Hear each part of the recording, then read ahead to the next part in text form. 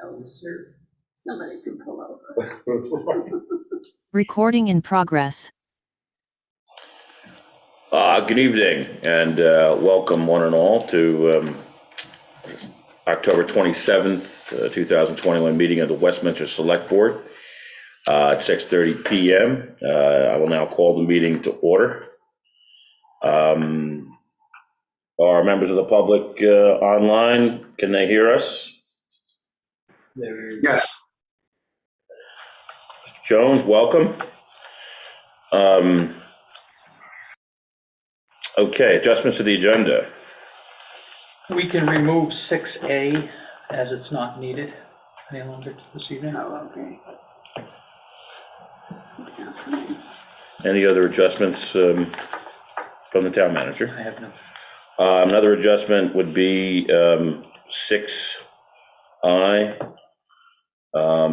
Executive session will be tabled. We are 4 tonight.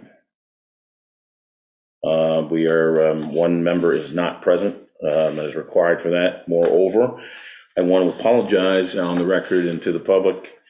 And I want to thank Toby Young for also bringing this to my attention. Executive session, and another member of the public as well. Executive session is supposed to be noticed and voted on, I understand, from the rules of procedure. So going forward, we will implement those rules at the next meeting for executive session, should one be called for. The proper procedure, I believe, is to notify the public and all those present that we are going to go into an executive session and have some type of specificity as to what that may be entailed, but what's going to be discussed at that session to at least to a degree. And on top of that, we're supposed to vote first to go into executive session and not just proceed to it. So we will then have a vote on that determination going forward, and then vote to go, if it's unanimous, if it's a majority, and then we can go into it. Then it'll be placed on the agenda at that time to go into executive session. I believe I got that right. If I didn't, I apologize. Sounds good. Okay. So 6I will also be tabled until the next meeting, please. Thank you, Toby.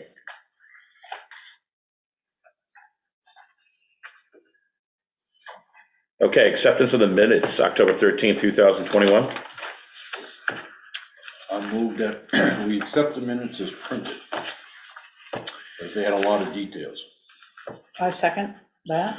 Motion to, motion to accept the minutes of Wednesday, October 13th, 2021 have been moved and seconded. All those in favor? Aye. Aye. Aye. Opposed? Minutes are adopted. Thank you. Communication and public comments. You were supposed to hear a request from Jeffrey Karlstrom, and he, at the last minutes, declined to come. So for a previous agenda that he needed to attend, which is his wife's birthday. So I kept it in there, all the information in your packet, so that you can be ready. I'm thinking for the next meeting, he'll request it again. His original request is in there for what he's asking for. He wants to know about the noise ordinance, and then he just took away his ability to be here, so. Okay, so we will table that until such time as Mr. Karlstrom is available, and everyone has. I'm sorry? Mr. Chair, Mr. Jones here. I have a question on that, if you will allow me to ask it. Sure. The noise ordinance, one section was the decibel level at the property line. And I don't know if this is an item the select board will take up later, but it appears to be very vague. And if you're mowing your lawn and et cetera, someone complains that ordinance could apply broadly to them. So I don't know if there's going to be a more defined determination by the select board on the decibel level, the time of day, et cetera. So that was just my thought as a stakeholder. Thank you. Thank you, as always, and I appreciate that. And again, that's something that we can consider, and discuss in detail. Mr. Karlstrom appear to discuss it in detail, how it is affecting him. Okay, but thank you for your input as a stakeholder. Are there any other comments and communications from the public? Okay. Quick question on it, though. Yep. If you're gonna leave it in a package, this information is available to anybody. That's correct, That's correct. So you're gonna carry it into the next meeting just as it is, yep. in, If he asks to be on the agenda. okay, just wanted to clarify. Yep. Yeah, just, whatever we have, it's available for everybody. Oh, absolutely, yep. Thank you. Any other comments? Okay, thank you. Unfinished business, discussion, action, American Rescue Plan, ARPA, COVID local recovery funds, an update. We haven't met since our last meeting, but just for the public's knowledge, we have our next meeting is November 4th at 5:30 at the Institute, and Katie Buckley, a state advisor, will be there to help us through some ideas that have been already presented. So November 4th, 5:30 at the Institute. Terrific. Thank you, Russell. Any comments from the public? Hearing none, we will move on to unfinished business B, Hartley Hill Road, private section update, if any. A brief discussion with Larry Slayson today. They have not formally created anything, but it's his thought that the town should not create a quit claim deed, and he will be in touch with Robert Wickberg to explain why. It is putting town at a financial burden. It could. And the idea that losing that section of road is a distinct possibility, and that would be devastating to the road crew. So at this point, his recommendation to Mr. Wickberg is to drop that. And that recommendation is going to be made in writing? Yes, it will be. And that will be supplied to the board? Absolutely. Okay. Thank you. Thank you very much. Any comment from the public or anyone else? Thank you. Hearing none. Moving on, unfinished business. C, invoice for school district update. Kevin, you received the email also? Yes. Our request for payment for the elections and the extra tax payments has been denied at this point. They are still in a flex of boards who has charge of what budget and what monies. So at this point, we have been declined for payment.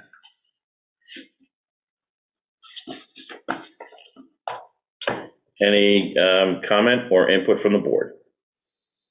I have a question. Sure. So are we going to resubmit that to the next board? In reading the email, it sounds like he's not going to just drop it. It's just not going to happen right now. Gotcha. Because of, again, the board is Yeah. in a flex of Yeah. The merger and demerging. Yeah, gotcha. Did we even have a choice? We didn't have a choice. We had to expend those expenditures. Right, and they did agree to pay for the elections Right. for it. So I hope it's just a matter of time, and they'll get their finances together and Thank you. cut us a check. Again, thank you for that, Russ. Can you just send out that letter to the entire board? I surely can. Thank you very much. Any comments from the public? Seeing none, thank you. We will move on to unfinished business D, Collaborative Finance Processing Manual update by Darlene Kelly, who is with us. Hello. Hi. I am Darlene Kelly from Nemrick, also a Westminster resident.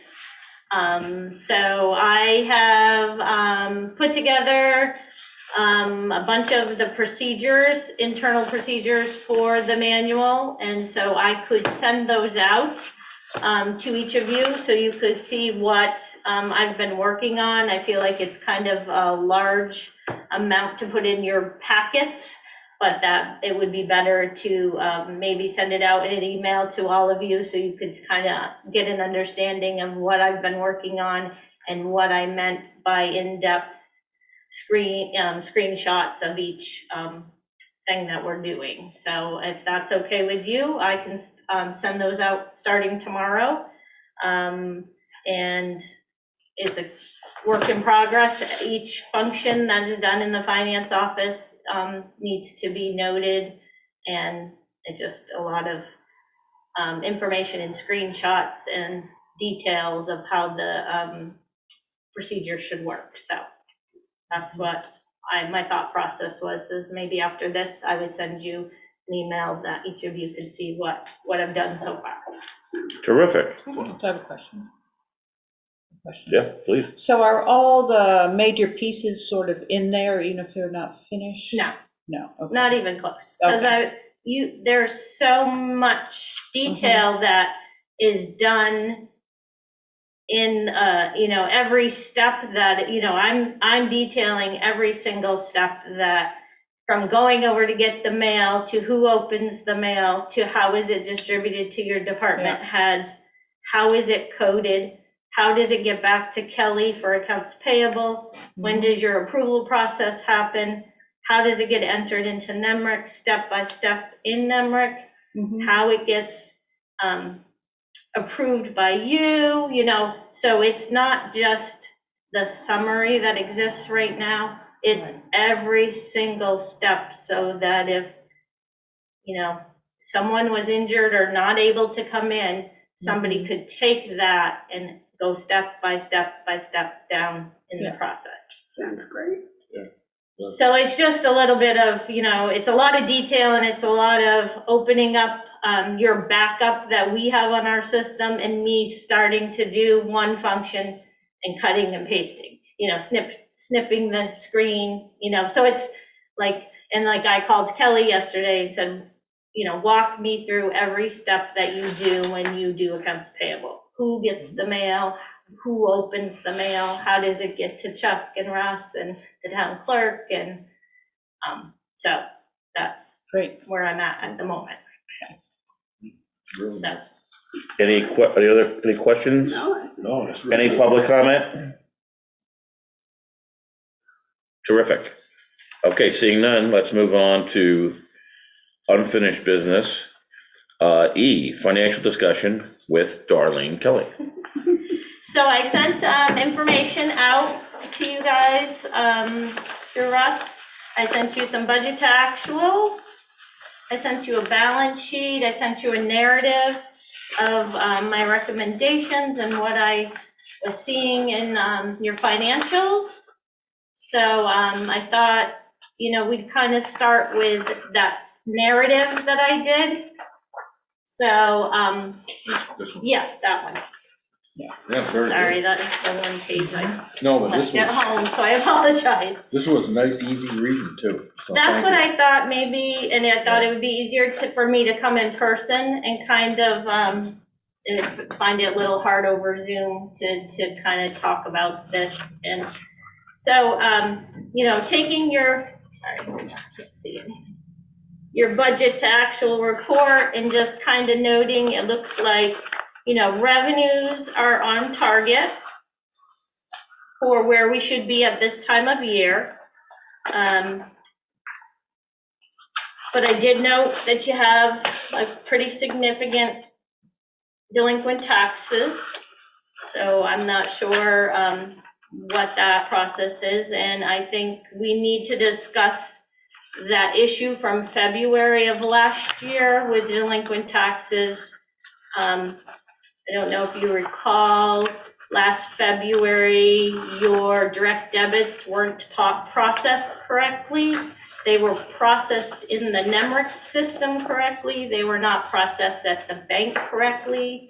the wrong file was pulled into the bank. And so people owe some money that they probably weren't told about until I had discovered this in June, getting ready for your audit. So we need some kind of clarification to those taxpayers that they owe money. They probably are not aware of that. Granted, they should have seen that not come out of their bank account or for the correct amount, but I think it's courtesy as well from the office to inform those people that that happened. These are the payments that automatically come out of their, Yep, they've requested to automatically come out when the file was pulled into the bank software. yeah. February of 20 was pulled in, not 21. So there's a difference in money, and some people's accounts were closed, Right, and so their ACH bounced back to the town. Have we so, had phone calls on those? We have, probably half of them have settled out, mhm. so we've got about, When you say that, I mean, we talking 100 people or 10 people or? I think there was 30, 36 or 40, it was Yes. right around that. so that about there was. 20 of them have settled out, and the other 20 are, And have we notified them? Have we sent them a letter or? no. This is the first discussion I saw it here. I didn't know, did I miss something? I don't remember having this discussion before, so. I vaguely remember a discussion. We had a Maybe- brief one Yeah. that we need to send. Yeah, Paul was going to tackle this and get a letter out. well, he was supposed to write the letter. Well, we were gonna help him, but Darlene can help him now. Yeah. An official version of it, Yeah, so, I think we definitely should send a letter to the, I As a courtesy, assume, yeah. I don't know, this is not my decision, but that interest and penalties probably. That's my question, why, normally you have to come to us to waive the interest and penalties, unless it's, most of these are $40 total, so your interest and penalty are, One of them is not, though. One is over 3,000. mhm. wow. Her entire ACH bounced back as the account was closed. Mhm. So would we need a motion to waive the? May I have a quick question? Yeah. on that? Yeah. On the larger account, our error, that you just mentioned, has that been cured yet? I don't know. I didn't look individually into that person's account. I can help do that. Russ, has that been fixed yet or not? can you repeat your question? I didn't, The $3,000? no, I guarantee it's not been settled out. We've been receiving the $7.42 ones. I have not seen the big one, which I did, honestly, I didn't see that one. So. And you didn't have to address why they were late, because, They, when they call, they get the explanation. Most of them do, because it's, again, showing a balance of $7.42. So either they'll send it and call, or they just send it and just accept the idea. and we have waived any late fees to these people at all? No, we sent out the bills the way they went out. So what you do is if you're gonna do one, you gotta do them all. You give them a credit towards next year or their next half a payment. I guess that's what I'm asking. That comes in front of the board normally. Yeah. Like, what is our procedure and what do we need to know? And I'm a little lost at why we haven't been addressed about it, that's all. If somebody runs into us and they go, hey, what it is, I wouldn't, until this conversation came up, know what they were even talking about, you know? Because normally we go back and we come with a list, and we say, for these people, because of this mistake, we waive all the late fees and penalties. Mhm. So we cleaned it up, and then, so if somebody else comes, say, hey, my neighbor didn't have to pay the late fee, why didn't they? Yeah. You know, so we need to at least mark out who they are and where they are, and just have the select board just clean sweep that these 36 people are all waived from paying any late fees. I have that list, so it can be provided. Thank you. You bet. So would having a list presented at the next meeting be practical? Can that be done? Yes, absolutely. So the board can address and remediate the, I think whatever those numbers are. it's a good faith. I mean, No, you're absolutely right. We recognize it was a mistake, was nobody to really blame, but we're gonna say we're not gonna charge you so that we don't get somebody else down the road asking for, why did we do it to them and not them? Absolutely. Right, because in the system of NEMRIC, it was processed as if it was correct. So they wouldn't have been told or warned last fiscal year that this had happened. It Right. wasn't in their wheelhouse that it had happened because no late notices were generated because it had cleared the system correctly. Because it's a two-step process with NEMRIC, you process it and post it, and then you go to the outside bank and pull in that file. Okay. So in NEMRIC, it looked like it was current until June, when I was getting ready for your audit. Thank you very much. It's nice and good to know how I can explain to somebody who calls and asks. So thank you. Thank you very much. Yep. So going down that narrative, I have a few, I guess, questions for the board. I don't know if it's you or Paul. When I come across inconsistencies or things that I think need to be maybe a little more in the proper accounting procedure, is that something that I should address? Should I come to you, such as, an example, I noticed your zoning salaries were zero. And so that struck me as odd, and I mentioned it in that narrative and asked. My understanding is they've always booked a journal entry once a year for those salaries, where I personally think you should book that on a pay cycle as you do your other salaries and pay it out and let the payroll system hit those expenses every pay period as your other salaries hit your lines. So is that, I've asked Kelly, she said we book it once a month, once a year. And I asked why. She said they couldn't tell what hours they were working. And I said, well, the same goes, you're booking it once in February. That tells me you're not doing any other zoning work after February. That doesn't make sense. You're doing it, just take that salary, spread it out over 26 pay periods and hit that line every pay period. So you can see that someone's doing the zoning work and getting paid for it. So that's a little odd to me, and I think it's not very transparent that you're booking that full salary once a year in February was last year. So, is that stuff, you give me permission? Should I just choose to change that with notifying the office that should be done? I'm not quite sure on those things, how to maneuver. Well, it might improve the way they work, actually. I mean, do you keep track, you and Kelly keep track of your zoning work, like by the hour, or you just do it and then once a year? How is that? All my work? time cards, if you look at them, have zoning hours and town manager hours.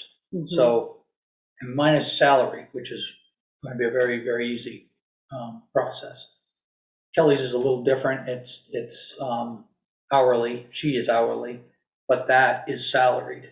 It's a guaranteed amount that she does for processing for the DRB and the PC. So, but like she said, you can divide it by 26 and pay it out that way. Just know we didn't create that. It has been a process that Westminster has been doing for multiple years with Doreen Woodward being both. That's how the accounting always went. Nobody raised the flag, so we continued the process. So, and I don't think it's wrong. I just think it's more transparent to show that you're paying somebody to do zoning work all year round. You're not just paying them in February. And you're not paying a chunk. And if you ever change and that position becomes a hired position outside the town manager's realm, you'd need to do it. So that would just my thoughts. Because when I look down at your, it's hitting your town manager line, and your town manager line is overstated. Not me, is it? Okay. My brother's. So So, But I think transparency is really important, and we've had problems in the past where somebody didn't know what they were supposed to do, so they overlooked it, and it ended up costing us, and there's no reason why any of this information couldn't come back to us and work it out so that we know. Because I think it's important that we do understand it, and Yeah. whenever I'm looking at a budget, I always want to see the accrual. I don't want them to see accrual, like, here, we'll just take all of it and say this spent. I like to see as we go along, we accrue, well, if we're not waiting till there's nothing being spent, and then we wait to the last of the year to take it out, that doesn't make sense to keep track of that line item. yeah, and that's not how you budget at home, you know, Right. you budget No. year all across. So that would be a recommendation that I had. We talked about the tax payments in there. And then I did do this without your permission, so I apologize if we want to change it back. I created a new fund in your financial statements for the FEMA 729, right, storm? So that it can be represented separately, so you know where it stands at any point in time. So I was incorrect in putting the number down as 12. It's your Fund 20 when you look at your budget to actuals now. So everything related to the storm is now out of that miscellaneous select board line and put in a storm. So the money for the line of credit is in there, the $150,000 from the contingency fund is in there, plus all your expenditures for the storm. So it's on your budget to actual, right, if you're looking for it, your other report, but, so it's, you can see it clearly, it's not gonna be in the middle of your general fund balance. You're gonna be able to identify it easy, so, it's in this big, thick packet of budget to actual stuff, and it's shows you as of the other day when I ran this, I think you've spent $680,000 on the storm. And what page are you on, darling? Hold on, sorry. Okay. See when my glasses is fogging up here. So, let's see here. Funds, bridge, reappraisal, retreatment, equipment. I don't know which one it is. Don't worry about it, I'll find it. Funds, is it not? It's a great idea. Just Well, I don't know where it is at the moment here, but so it's just It's in a there little somewhere, easier right? to look at. Should be on here. Well, I'm not spotting it quickly Sorry, yet. I'll So look for I it. will make sure I get that to you. I thought it was in that budget to actual. So it just is a little more, a little clearer that you can see what's happening to that fund at any given time. So I will get that to you. I'm not sure why it's not in this report. The other, so it's just so you can see that where you stand at any point in time. The other thing that I did was there was a paving invoice paid for Pike. It just hit, the expense was hitting in your general fund as a transfer to the retreatment fund. I didn't think that was the correct way to represent that it was an actual expense from the retreatment. So I created a retreatment expense and moved the money from the retreatment fund into the general fund because the general fund paid out the expense, $269,000. You don't have cash. I was just gonna ask you that, so that's on page, that's what I didn't understand, so on page 12 and 26. Yeah, could you explain that to me, where it is, So your general fund paid those expenses to Pike. Yeah. You had money in your retreatment fund, okay, but your retreatment fund doesn't have a checking account or cash. So it can't pay that bill, okay, right? Because there's no cash to write the check. There's no way to write the check out of that fund. Okay. So your general fund paid for it, and the money came back from the retreatment fund. but it was before, when I was looking at your financials the other day before I presented to you, it was sitting in a transfer to retreatment fund account where it shouldn't go that way. I transferred the 135 that was appropriated, and then I moved 269 back, so we had a clear trail of the appropriation from the budget was sent to the retreatment fund, and then the retreatment fund paid the general fund back for using, general fund cash was used to pay the retreatment. So the retreatment fund gave the money back to the general fund. So that explains the So- 149, On what page? same page, I know, it's got a negative 149. I'm just trying to, it says retreatment fund now shows a negative 149. Is that because we had 149? This is on page, it's the same page 12 of 26. 12. Well, it's the difference between, Right. So 12 of 26. So you had brought in 135 Right, in appropriations, you've spent out 284. So the retreatment fund has, yeah. the it's a retreatment- negative Here's the 149. revenue up here. Yeah. Yeah. So this particular year, you spent more, but you have fund balance. So your fund balance, which I gave you a fund balance report, or a due from report, you should have about $40,000 left in your retreatment fund. So you can look at your balance sheet for your retreatment fund, and you could see you had fund balance so savings from a previous year in your fund balance. So you spent it this year, so you're gonna spend down that fund balance. It's just seeing new numbers is taking me a little Yeah. bit, but I think it all makes. So more then sense. you'll see revenue come into the general Exactly. fund to offset that $269,000 Right. expense in the general fund. So you're not spending out more than you took in. The money came in from the retreatment fund as a revenue. You should see that.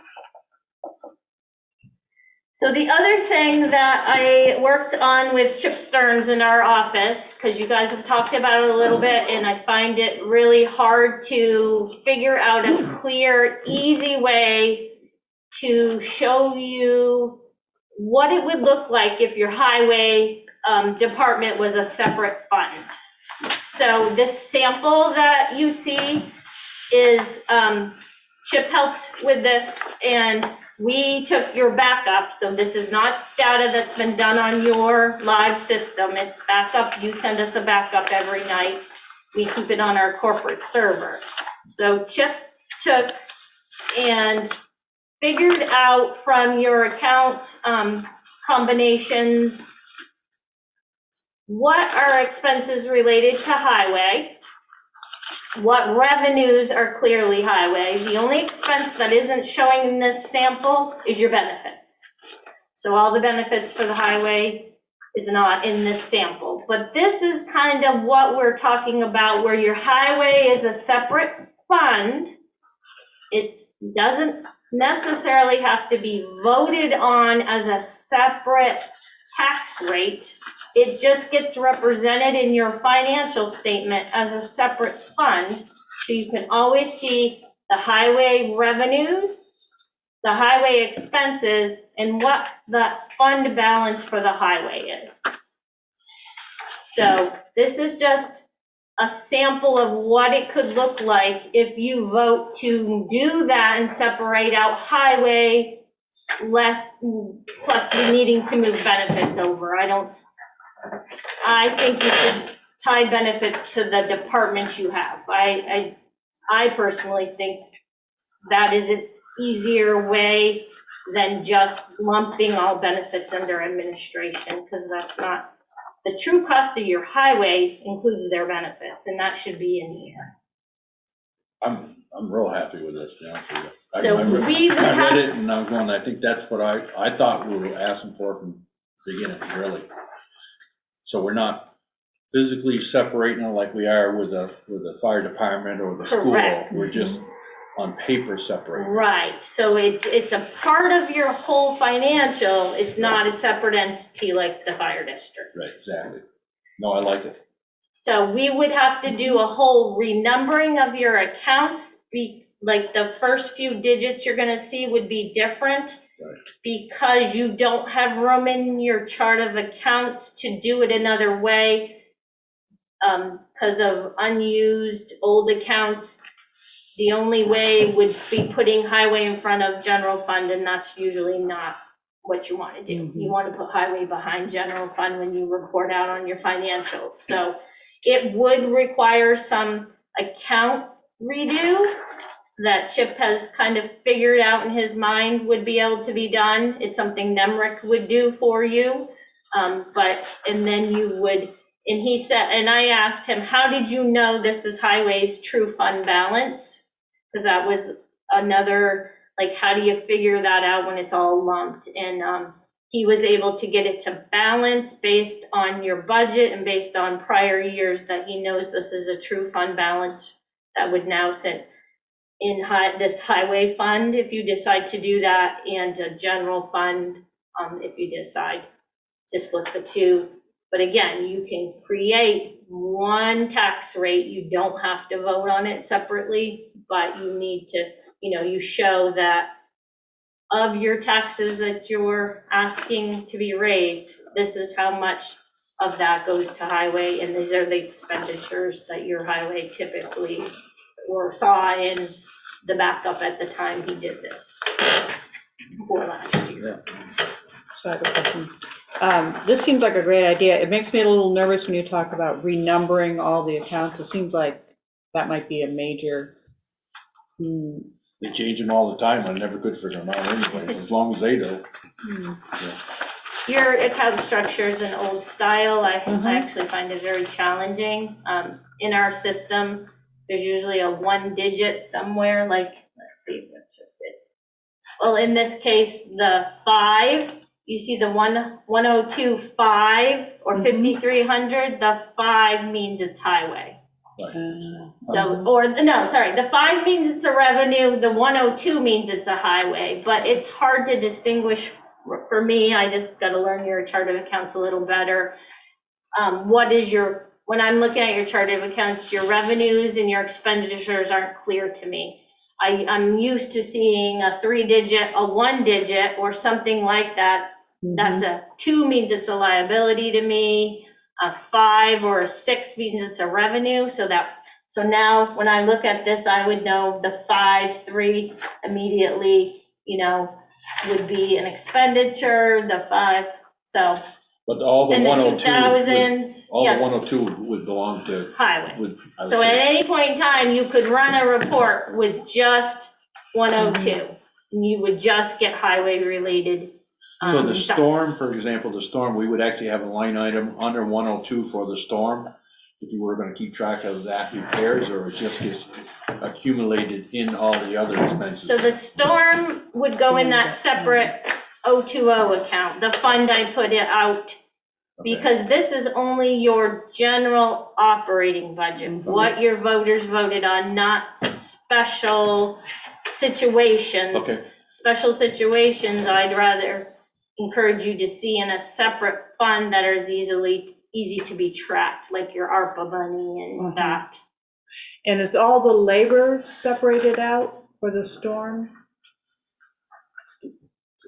So all the labor would go into that 20? No, your labor's gonna stay in your general fund, because it's gonna be probably your match that you need to present to FEMA. So you're gonna be able to show by time cards and stuff the town's match, but you're not physically moving those labor costs to that grant fund. Right. You're just representing it as your in-kind donation when you're going after the grant. Okay. The only thing would be hard to digest when we talked about it was that once they start to go on overtime, is what period of time were they on overtime? Were they on overtime on the storm, or were they on overtime on general expenses? So you just have to average it out, I assume, right? I would say by date, you could tell if it was storm. We should be able to figure that out. No, but if you're working somebody on the storm, and the next thing they do is they're working on a culvert, it's nothing to the storm, but now they're over their hours, so they're on overtime. But they could go back to the other way. If you had worked on regular hours, then they're on the storm doing a culvert. So I don't think it would matter that much as long as we broke it out. Well, I think your timesheets would tell you if Right. you work 10 hours on that day and I you was only just work gonna say 8, that, those 2 hours are your This is gonna be overtime. relatively easy to Is figure it? out the Yeah, overtime. yeah. John Jones. Yes, thank you, Mr. Chair. Regarding the comment on FEMA and time, I think we'll discuss that a little further, but I wanted to kind of bring it up now because you folks are talking about accountability. Anything you do for work that you want money back from the federal government, that has to be totally separate. So if they're tooling along and they have to go to a road that's washed out, they stop their time and they have a time card to say what they responded to. And you need to show them in the process of accounting for the finances. And there's a whole docket that I have here that I can get to everybody. But so I just want to make sure we're clear on the emergency stuff. And when you ask FEMA for money back, there's a whole procedure that they have drafted up that they recommend following to get their money. So I would like to see us include that in this finance manual and the procurement policies as well, if we can. So thank you.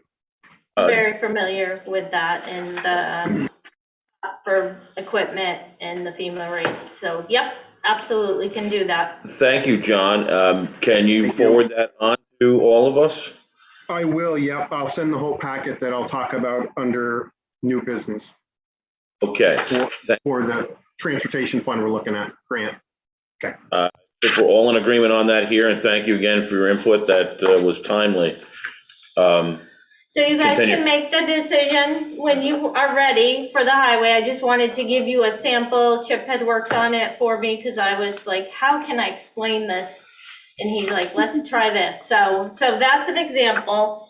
And then the final thing that I did give you, and I just, want, again, this is your due to, due from report that shows where all your funds in the moving of money and how it, so I just, want to bring to your attention at the current time, how we talked about using cash between funds.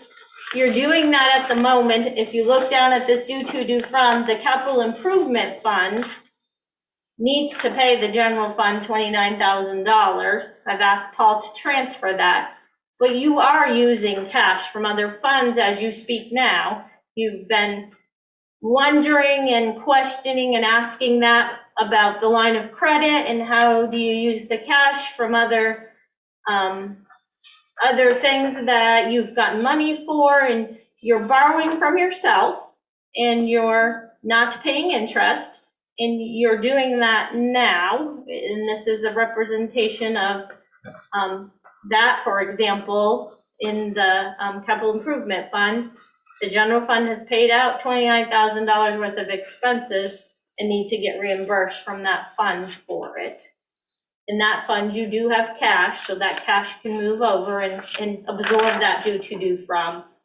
But it is a normal course of business for this due to, due from and borrowing and paying back the other funds. It's how you ebb and flow till you get your next tax.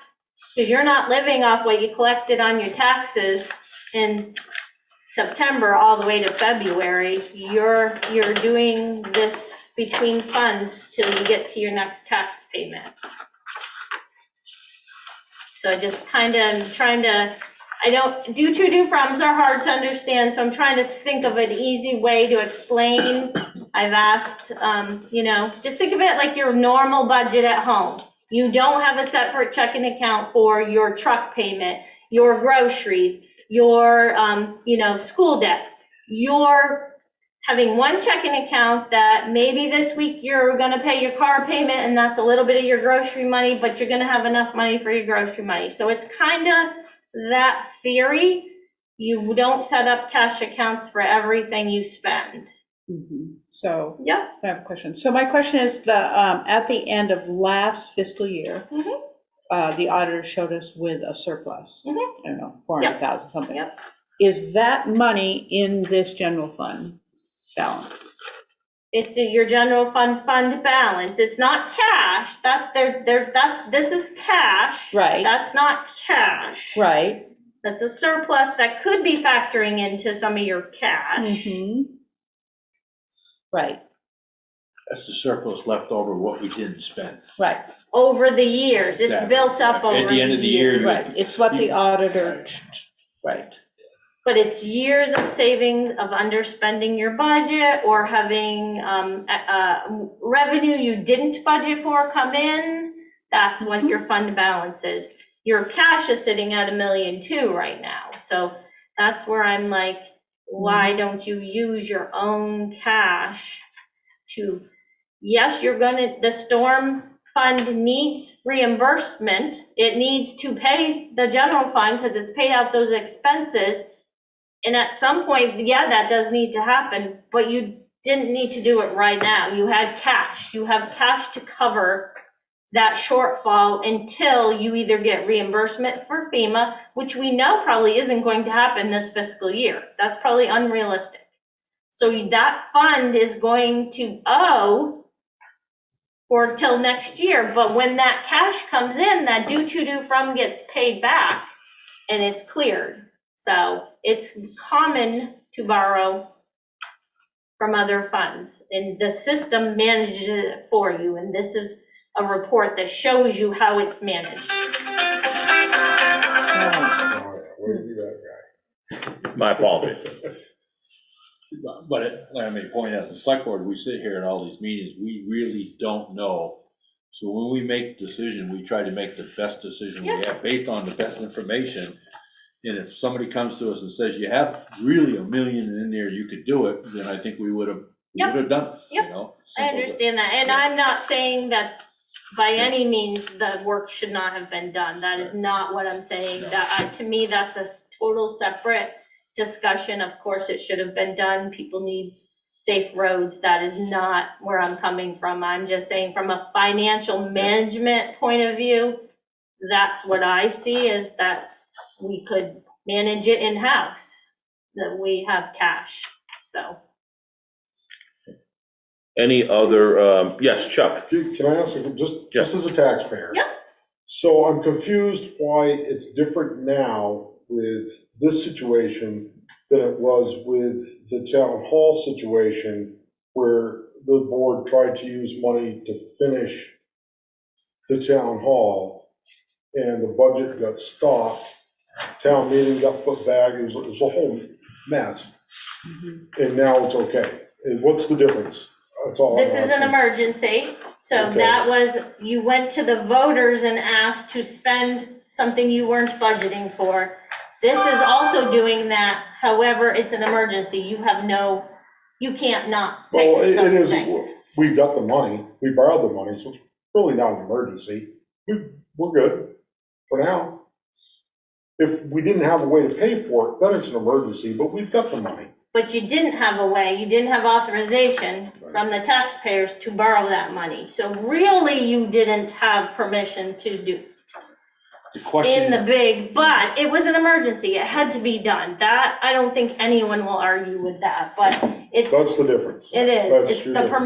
permission of what you're using that money for. If it's a planned expense, in my eyes, that you know is gonna happen, But it's not an emergency, right, right? you know? best and you- scenario, we discussed it, if we were gonna spend 300,000 to fix this up, that's not, but if all of a sudden the roof caved in and we had a water leak, we're gonna just go fix the roof and go back and Right. tell the voters we had to fix the roof, but we Right. didn't Oh, put fair the enough, money. I was Yeah, just curious. that's, I would say, in my eyes, that's the difference between, of using that Okay. and using those funds.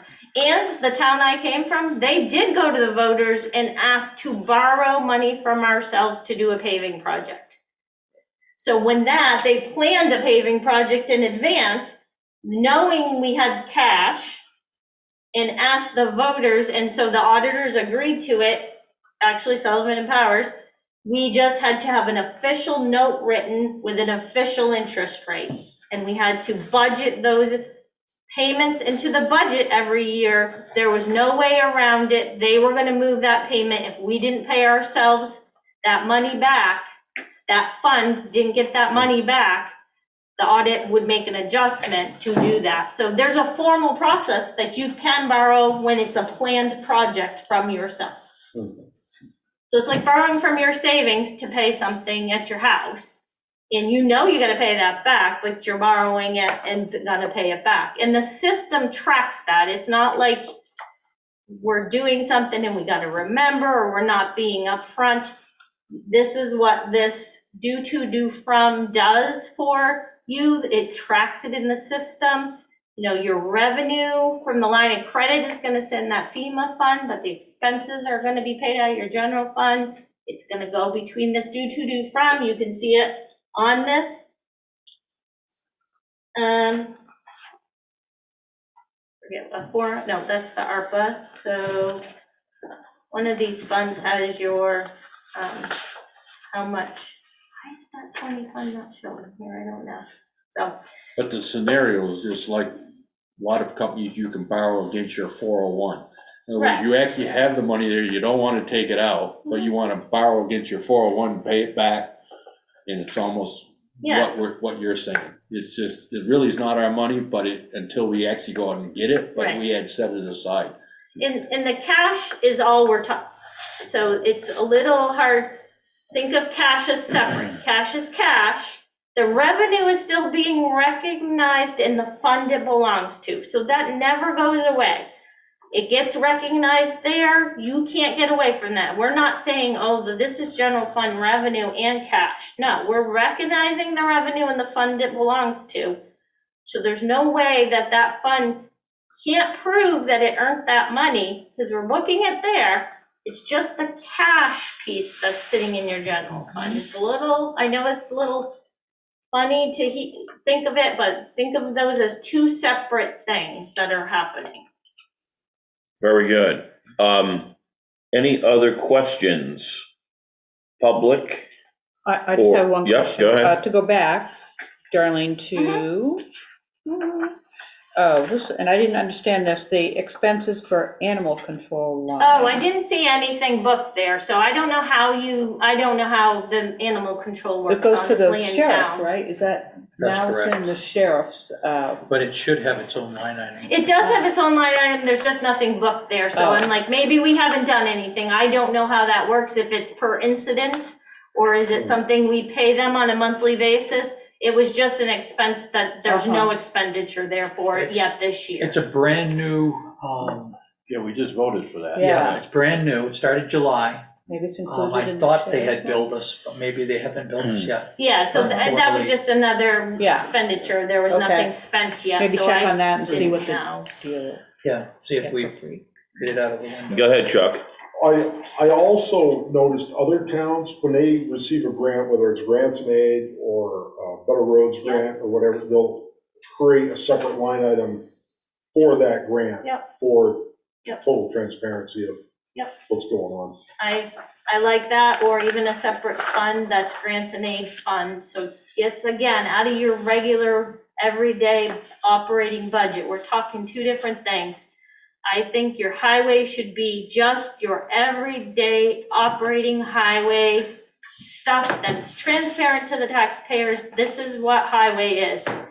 All this other stuff they do, but there's potential, there's grant money that comes from that, so that when you're not overspent in something that's related to the grant, it's represented in the grant fund, not your everyday operating fund. That's, and But it's right there where it can be connected easily, where you're not, your revenues and your expenses all sit there. They're out of your budget completely, so you're not, so like in Rockingham, it's all within the highway budget. They've got a line item for Yep. that grant, whatever, so as you're reading down through it. You so could they do can that. Easily see it. It's not, you're Yep. page 20, and then when everybody's at town meeting, they go, oh, okay, page 82 is this, and then you gotta go back, and then Yep. and everybody's lost it, you know what I yeah, mean? or The it's a expense legit one. might be a little squirrely, but your revenues, we've done that right along. Your expenses should be able to go that way too. The only thing I'm that just wouldn't saying, is your in-kind I'm just labor. looking at your Yep, 26-page, yep, and it's very clear, state grant, West Road, Hartley Hill Road grant, but I state think aid, Chuck's saying highways. is he has to go here and then he has to look 3 pages back to see on an expenditure expenditure page. on where which if is- it was in his budget like this, he's gonna be able to see It it. would go at the top like here this. under these revenue Right. Right, and he's gonna be able to go right down here into a section that says grant. And not and so he's much gonna- me, I can rifle back and forth, but not everybody that goes to town meetings is an accountant.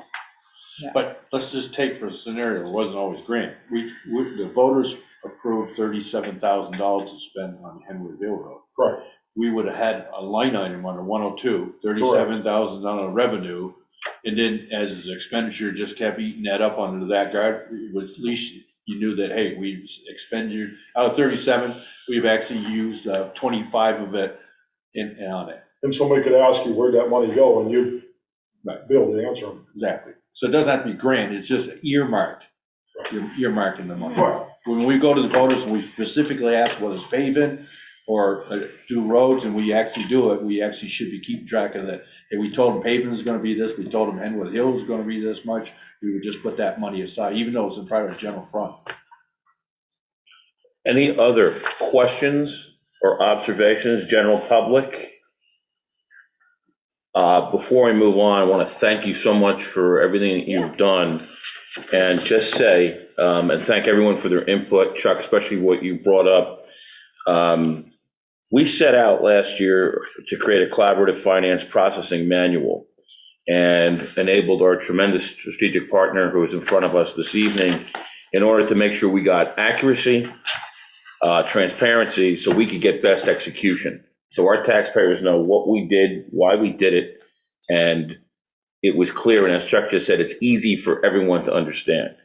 And with Darlene Kelly's presentation tonight, this is part of that process that we set out to. And I think we've come a long way, and we'll continue to move that forward thanks to your leadership and help. And that we have this discussion in a public forum as we do, so everyone can go back and look at the record that we did speak about it and that we're going through this. So this is an excellent set of recommendations. I would make the suggestion that we take this under consideration, but burden you to come back to the next meeting and then have everyone take a look at this so we can digest it and then have a good discussion about this at our next meeting. This was very good. Outstanding. I just figured it's a little easier, not everybody's a numbers person, and that narrative maybe would help calm it down a bit. The whole objective here is for us to get better. Right, and to be a little more transparent and make it easy for all taxpayers. I'm a taxpayer as well, and I think that's important because it scares people when they see numbers. They're not numbers people. I am. That's just me, so I understand that. So I'm trying to figure out ways to explain it, and I think the more we explain it, I think the more it makes sense, and so that's my goal. Terrific. Well, thank you for everything you're doing, and thank you for your partnership. Sure. Seeing no other questions, we will move on, and thank you. We'll move on to unfinished business E, 7/29/21 storm progress update. So all the contractors are done. Okay. We're just grading and kind of finished touches, but we're pretty much through it. Of course, we got little washes here and there that we're gonna be, unfortunately, probably years, catching up with every little thing. But all the major stuff is done and we're good. Which a couple months ago, if we had snow, we'd be in trouble. For now, we're in good shape. So we're back to a regular Is that schedule Henwood there. Hill as well? What's that? Henwood Hill as well? Henwood Hill, Covered so Bridge. Henwood Hill is the only thing left. It's actually Covered Bridge Yeah, Road. Covered Bridge, right. Right, we gotta be careful. So it went out to bid. We only had 2 contractors bid on it. It was awarded to Adams Trucking. And they said by the end of December, it would be done. Is that right? That's correct. So it Okay. should be open by the end of December. Okay. And we have one more that we're in the process, talking with V-Trans, which is School Street intersection. We don't want to drop that. About And if we upgrading the. Right. I But see we you. want FEMA involved in our discussion about that. Which is That road.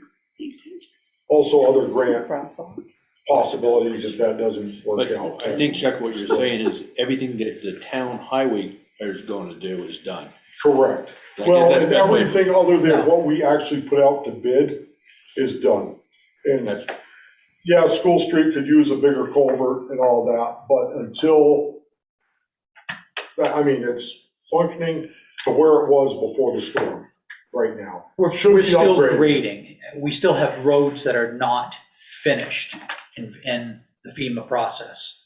They They're have just to gonna go be back graded. and- Everything So from, no, that you're. everything from Hidden Springs But he started north out, to Saxon River needs to be still graded, which we're working on. but that's your crew, what I guess That's I'm my saying. crew, correct. Outside of the one you just missed, it may be another one, any of the projects that would be going to bid are Are either done. out or we're all done, we're not going to do That's anymore. correct. Okay. For this year. For- We have Piggery Road we still want to look into From the That's storm? accurate. from the Well, storm. Yeah. Where we're very narrow and we've got a damaged culvert, Oh, the box culvert issue, or the one whether that, it's a box or bridge. right. John Jones. Yes, thank you, Mr. Chair. Regarding the comment on School Street, we will probably discuss that later on because there's a grant, the one I'm working on, that gives the town up to $300,000. But there's a process for these grants at V-Trans, and I spoke with Scott at V-Trans about this, so I'll go into more detail on that one. But my question I had on Henwood Hill, what is the cost for that mitigation? No. It was 30 and change, right? You talk about Adams that won the bid. Yeah, we gave it to you last meeting. It could be in the minutes. I was just referring to the contract you mentioned that you put out to bid in the e-card or something, or just what Chuck just mentioned. Buck Two bid- Adam, two bid- on, Was it 20? Covered Bridge Road, you mean? Was it 20? Yeah. The one you were just talking about, Chuck, sorry. It was, what was it? I'm trying to remember now. It was like 37 something, right? That's what I would have gone with, but I'm hoping it would be. Upwards of $40,000, let's say, is what was bid on it. Okay, all right, okay. That next Thank you. meeting. Yeah. we- I mean, I don't have those numbers right in front of me. I can confirm that.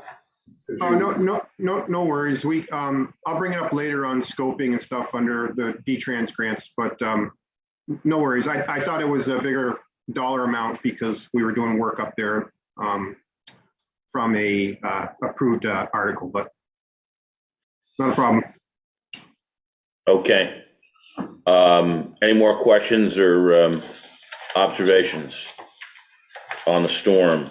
Last comment, thank you to Chuck Lawrence, Jason Perry, Russ Hodgkins, and others for educating this citizen and saying that, I just wanted this to be on the record for folks that watch this during the week, that what happens in a storm like this that I didn't understand is we actually get a good look at what part of our infrastructure is not only derelict, but needs to be fixed, and the priorities that the folks I mentioned do their best that they can to try and identify how to fix them, the best way to do it. The main issue, though, is money. It takes money to do this, and the budget is only so large, but they're out there every day, and this storm definitely highlighted a lot of work that needs to be done in our infrastructure, and I wanted to thank them not only for the education, but for all the hard work they're doing out there every day, especially in the successful mitigation of the damage. So thank you. Unfinished business, 5-year capital plan. I would move that we, given the large agenda we had tonight, I would move that we table that. Unless someone has an objection. No, it's fine. Okay, so we're going to table that again. I apologize for that, but we're trying to prioritize the time limit that we have. And then moving on to unfinished business G, FY23 budget review discussion, pages 2 and 3. Why don't we at least do page 2? I'd like to draw your attention to page 1 first. Okay. We do have one update, and I tried to break it out the best I could. It's health insurance.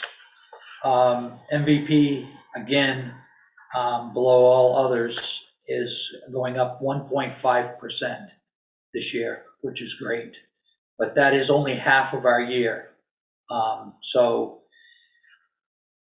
as I do every year for you, I broke it out for what we have for town employees and what they're getting for benefits of health insurance, what it would cost per month, total remaining for the half year at the 1.5%, excuse me. And then I totaled the second half year at a 10% increase to cover all bases, whether we change a member of our work crew that changes from single to married or whatever, covering just a little bit of a freeboard on the second half a year, which is there's a very big guess on everybody's part at this point. So looking at it, we do have a realistic number for the FY23 budget of $176,250. Does have to make a note that we still, employees pay that 20% of our spouses and families. So this increase is not just town, it is employee also. So but that number is realistic now.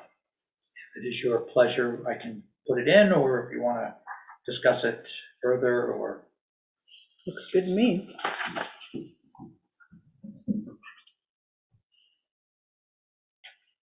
That also should be stated that it's also dental and the small life insurance policy the town carries on each employee.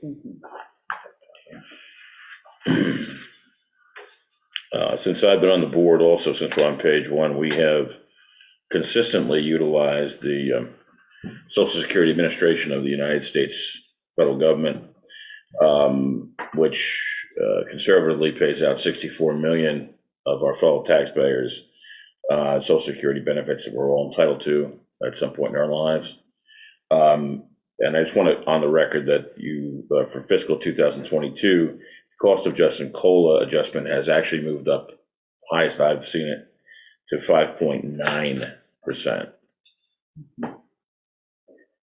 I believe we discussed a 3% adjustment. These are kind of big numbers in a very unique situation. I just wanted to bring that back up because we have consistently, at least since I've been here, been following that moving number, because that's a number from a very solid standard. Are you thinking of an increase higher than 3%? I think it is wise to stay as close to the COLA number as possible. I'm just making that recommendation as a fellow, and not just as a member of the board, but as a fellow taxpayer.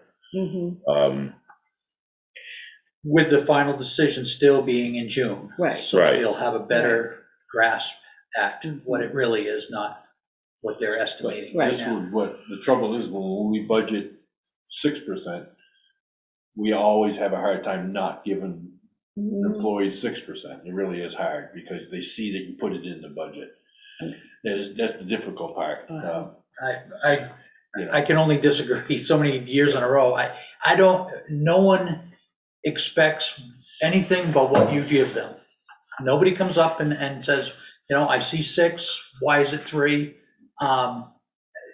You do what you need to do, and the waiting till June totally makes sense in everybody's eyes too. Please.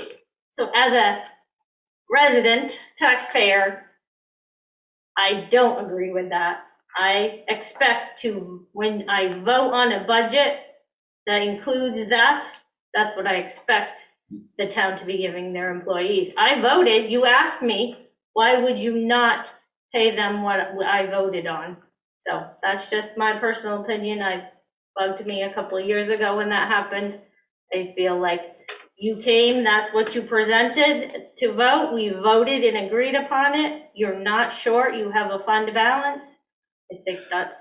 So what happens, and I've been on the board when this happened, where we put in like say 2% and it skyrocketed like, so when we got to it, we didn't honor the 2%, we went to the 4% because it was only fair. Under that argument, you would go back, sorry, I can't give it to you because we already asked the permission from the voters to only give you 2%. Yep. Yeah. That's what's Yep. wrong with that argument. Yep. You know? Yep. So we've always been it this way only because we were trying to protect them from the other way. And saying that, okay, if we put in 3% and we end up going to his 5.9, it's a long ways down the road. We would still honor that because we go back to where we always try to treat them fair, that even though we didn't guess right, we're still gonna treat them right, is where I came from. So if we put 3% and in the past it's only been 2.1, we have done that sometimes because we're going like some system we have to follow which way it is, and we're just putting a budget number in there. And that's all we're discussing tonight, whether it's 5.9 or 3, is putting enough money in there to Right. cover it. So, I mean, I think one way to make it fair to both ways is if, for instance, we ask for 5%. It turns out it's 3%. So we have overtaxed the taxpayer 2%. If we take that 2%, whatever it turns out to be, and give it back to the taxpayers the next year, it somewhat makes it a little bit fairer. But Right. it's complicated. It is still. complicated, and last year was the first time I heard voters come back to us that there were certain employees in the building that didn't get the raise. You owed it to them because you told us we're gonna do it. And I'm going like, yeah, we did ask, we asked for a lot of things, but when the time came, we did what we thought. We went by the same system every time, that whatever it was, we will treat you fair. Same with insurance. We could lock into the whole year and say, this is what we're gonna give for the whole year, and then we come back and you said, hey, the second half of the year, it goes up, it's too bad, that's they gotta absorb it. So we tried to treat them, to me, when you're treating employees, you treat them the same every year. Because a lot of them don't look at the budget, just like Russ says, they don't see what it is, they just hope that we're gonna treat them fair. Yeah, I just don't agree with the incentive for an employee. So, and my other question is, do you ever offer an opt-out option for their insurance? We just did this with Pauline. Okay. You know that. No, I didn't see her Just- health insurance. Just so- happened. Okay, Yes, you were the one who found that we. no, that's her paying VEMR's was wrong. Oh, okay, sorry, my Yeah, mistake. her VEMR's was But being yes, taxed. she just got, help me out, what's the Social Security. Social Security? Yeah. And it was much cheaper than, Basically, we would be she- buying a supplemental plan. Yeah, You know, But do you offer that to other we have employees done that it, have a spouse? since that I've works been somewhere here, else? we've done it, yes, with 3 or 4 people going back as far as Because this could be a Doreen. huge savings. to It was, the town. Doreen actually treated us really well on that, same thing, so far it's been the people who actually come to us and said, here's your choice, if I can go on, if you want to do that, and so I think they all been real fair about that, so yes. It can be a huge savings, Yeah. I was just curious if that is something. I have another comment on page 1. So this would be under probably computer contract services. So this IT stuff is basically for the computer system. But as you know, we're upgrading our website, doing a new website, and Russ Lazarek unfortunately died before he could finish that. Yvette has gotten the login information for us. So I'd like to, well, 2 things. Maybe this is separate. Before then, I'd like to find some money to have a computer expert migrate that website over. But in this budget, we don't really have anyone in the town hall who's able to, or has time or whatever, wants to do anything with the website. So I would really like to be able to hire someone, or as a contractor, for maybe $5,000 to make sure that our website is kept up to date. I mean, we really need to come into the 21st century. So that's my recommendation, that we put in perhaps $5,000. I don't really know. I'm shocked that it's not in the cheat sheet I don't notes. see a contract. What do you mean the cheat sheet notes? I always put what the line item's for, and I was looking for website. And I don't see it. Well, we don't really It's have not a under- website item, It's right? not under computers contracted services. That is strictly our server, our fraud protection and all that. Well, I mean, I'm not sure quite where we put I it. don't, It I'm does. sorry, I would just need to look at where, Uh-huh. I'm 100% for it. It's so important, you know, we could spend, the more we spend on it, the less we could spend on advertising on the paper and getting out all that. It's just a great advertisement for our town that we should be using even more. So Yeah. yes, I think, if you decide on the amount, I can find where it's supposed to be. You don't remember on top of your It head. probably needs a separate line item. I encourage that stuff to be separated versus yeah, put in so that you can see web design I as think an that expense. would be pushing hard to make a separate line, just in case we cancel the contract. Yeah, sure. Then we would actually know that, okay, we're not, that money doesn't go in general fund and it gets lost. So you renumber all the numbers essentially. Yeah, Or you just add an account, Yeah. you know, you can Right. add an Anyway. account when it's in a unique expense like that, I would encourage you not to couple it in with miscellaneous stuff, because Mhm. an auditor doesn't like that. I don't like that as a taxpayer. I want to see what's in that number. You to keep it separate. I'm happy to do that, and I suggest $5,000. That's my suggestion. you've done any research to see that, I have not, but I will.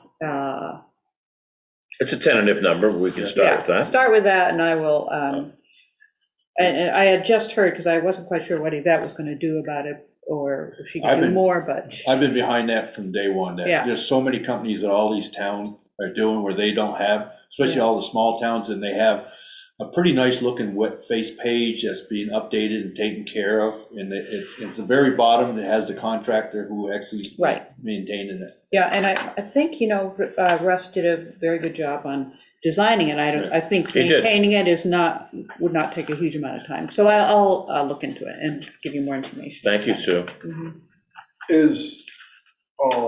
I don't know if now's the time, now, to speak about IT stuff, my computer at the shop it comes out of the same budget? Same line item? You bought my laptop and, We have a computer expense.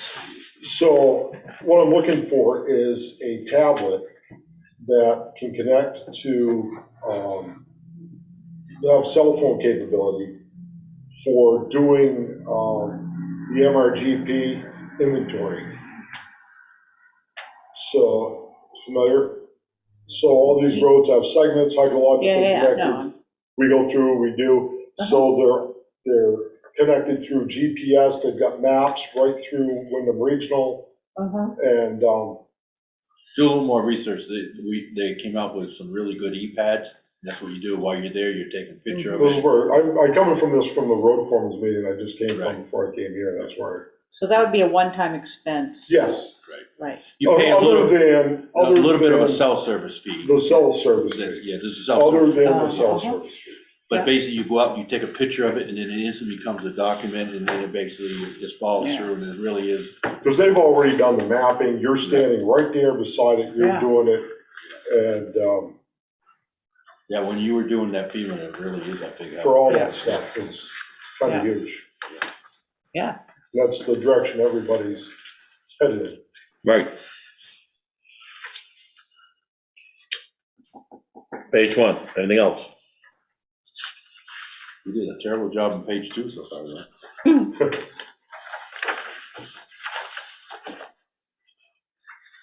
So just to remind you, blue is what you have, what has been confirmed or just needs your stamp of approval. Red, we're still waiting for information. Can you come back to us with a number and all the 3% changing to 5 so we can see how much dollars it is? I can surely do that. Just my input, so, 5% even? I think so.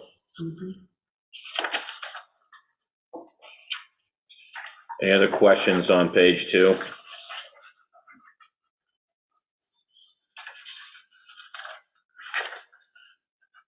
Anyone? I guess just one question, I guess this might be for you, Darlene. So this is the assistant treasurer, this is your salary here, Through NEMRIC, yes. through NEMRIC, but then there's also a line item for NEMRIC. So How does that? I'm not work? paid, directly, I'm paid through Nemrick pays me. Okay, You pay so- Nemrick, but I Okay, think that might be a little bit of Kelly. Where are you at? I am What page? on page Page 2, down, Where's down, the red down. tent? Right. The Wages, No, right here. assistant town Assistant treasurer. treasurer. Whose wages are those? That's hers.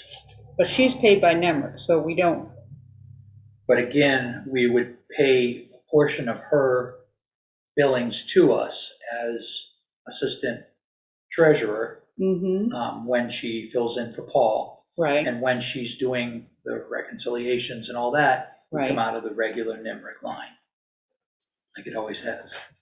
Okay,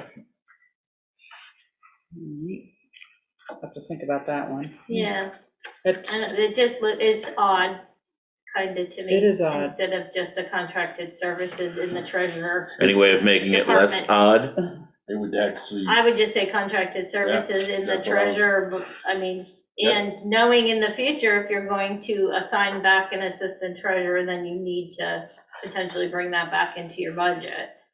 But I would just call it contracted services for the treasurer position. even though in this case, we actually appointed your name to it, if you were to get done with that company, we would just change the name. I know you made the agreement with Nemrick, not me, I Right. believe, is my understanding, so that if I left Nemrick, someone else from Nemrick's Someone else coming would out step in. in Did we here, so actually it's end up not voting that me. way? I think that's what we were confused over. Did right. we actually go back? I thought we actually appointed her as assistant town treasurer because of, Cynthia was pretty adamant that it Yeah. was going to be NIMRIC, because if Kelly, Darlene, stepped aside, then they would just fill that. the I know shoes without originally we too were much gonna, makeup. appoint her, but then I just make clear. She is, her name is on our sign sheets and all that good stuff. But the money comes out of them. Is billed through Nemrick, I don't get paid outside, Nemrick Right. pays. Right, so what happens to this $3,000? That gets paid to Nemrick? That's what Paul had assumed, that when he was gone on vacation and she stepped in to do That she- payroll, whatever, Uh-huh, that we would pay it out of that line to NIMRIC, of course, uh-huh, but I So, see. Let me fall through so that I am a little more confused again. But if we were paying her, she didn't have to be paid the benefits of social security and everything, but because we're paying NIMRIC, we're paying whatever NIMRIC Contracted is. service. So that should be contract service, not wages. Mhm. that's correct. Okay, I just want to be the same thing. So can we make that, we'll make that happen. You can make a line item for contracted services, if that's where you would like to see it. as We already one have chunk. that. Okay, Monthly reconciliation. It's in red because Ernie hasn't got back to us yet. Up here. And Okay. so what you're saying is get rid of the 3,000 and put it into that It line? looks like we're paying somebody $15 an hour. It looks like there's somebody on our payroll when it's really contract service. That's why I would like That to was see the it. note from the last I know, person. I'm This just- just changed, yeah. so Okay, fine, that's why we're here. just Why wanted we're to here. make sure you guys knew what it was. So we'll strike that, leave it blank. Is that what you're after? Contracted move that. services. Dollars to contracted services. Yes, Well, no, it'd still be on a line item, the same line item, except it would be contract services, because. You already have one of those, Craig, up at the top. I know, but it's broken down to the treasurer's department. It's gotta be broken into the treasurer department as assistant, so it is that line item, it's the right one, but it says, you could just say contract service assistant treasurer, and that's the dollar amount. Same line item. What's your thought? yeah, I would move it down under the treasurer, because that's the department I'm assisting, in my opinion. So is you'd move that whole $10,000 line down No, to the Wait. assistant treasurer line. So you're the only person from Nemrick that works for us? Right now, yep, if I was to leave Nemrick, or if I got ill, and Uh-huh. you needed somebody from Nemrick, probably Penny, because she's Right. done it before, Right, would step in and do some of my duties Right. till I was able to do them again or such, yep. okay, so that $10,000. So right now, it's under executive department. It's got a line item, contracted services, and it's NIMRIC monthly reconciliation. But to me, I'm not helping you, really, I'm doing the department I vision myself in is treasury. So treasurer would eat, has those expenses, not, to me, not the Well, general admin people. I guess I could put my 2 cents back in there again. We had $10,000 up there in executive, but on this assistant town treasurer, that 3,000, so it's a total of 13,000 we're paying it. The 3,000, I didn't have a problem with it earmarking, that's to help specifically that town treasurer, that's, because you're, and that's a different duty than the 10,000, because you're specifically helping him do that job. I was for leaving it to 3,000, just changing it from $15 an hour to a contract service with NEMRIC. But what am I doing for $10,000 to help the admin That's- department? That's a longer, different discussion, I guess. Right. Right, because really what I'm doing is your financial stuff. To Right. me, that's the treasurer So when we position, find not out what the admin NEMRIC is, position. excuse me, I'm sorry. Yep, no, Once we find out what NEMRIC is charging us, 10,000, say, we would put that under, A one in front of that three. we would be down, put it down here under treasurer's office, only say contracted services assistant town treasurer, and make that 10,000, say. So then at that point, we were gonna actually put more money, we're gonna ask the voters for more money in the treasurer's department and less in the contractors executive session. Yes. Is that right? but why are you asking them? It's all part of your general fund, right? So No, you're just moving it from one, yeah, it's all part of your general fund. You're just moving it from one section of your financials to the other. It's all part of your general fund still. You don't ask individually them to vote on your admin, them to vote on this, them to vote on that. No, but when they look at it. When they that's look kind at of it. the Right. idea. Look at it. Right, so it's just moving, it's in total the same amount of money. It's Mhm. just But there's- reclassifying it so it's more departmental. Right, Yeah. and there's You know? $3,000 In my mind, less. your in the- town is departmental. But And the you should contractor treat it that line way. that we've been doing, that was started at 12,000, 9,000, 7,000, 6,000, now it's at 10,000. We're following that through. That's what we've been hiring your company to do. This line item down here was a person that wasn't working for your company that we had set money aside. Now we're saying it's the same position, doing the same job. It's just that we're actually paying NEMRIC for that service. That's all we're saying. We're not paying $15 an hour, 3 hours. Right, yes, I agree with that. I Okay. just think that the So are you gonna services- leave the 3,000, are we leaving the $3,000 under salary and wages for salary for the treasurer's office under a contract service?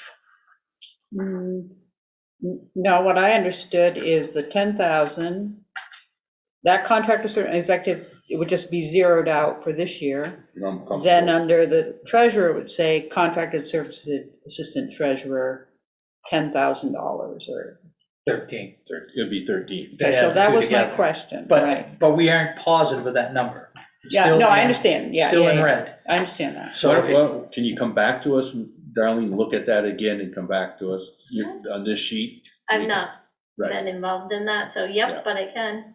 Thank you. Yeah, if you just look at it, I think you would see that, we just don't want to think that we're hiring somebody for $15 an hour. Right, I don't think it should be labeled salary by any means, I Right. can tell you Mhm. that. That I don't think is transparent. Right, I so, think you, exactly what's happening, it looks as if it's a salary. To me, Right. that whole should just be a contracted service. I so think they we're all on the same understand. page as Matt. If you took a look at it, come back to us and figure out what's the best way to explain to the voters what we're doing with that 13,000.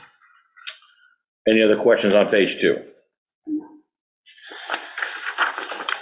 Might as well just rip off page 3 is where we're at it, so let's go to it. Any questions? You know, can you go back to just real quick? What does it mean by new person? I don't understand that. Well, $600 is nothing, but what does it mean by new person? The bottom of page 2. we were assuming we were gonna have a new treasurer, so I can remove that also. Okay. A new assistant treasurer, excuse me. Page 3.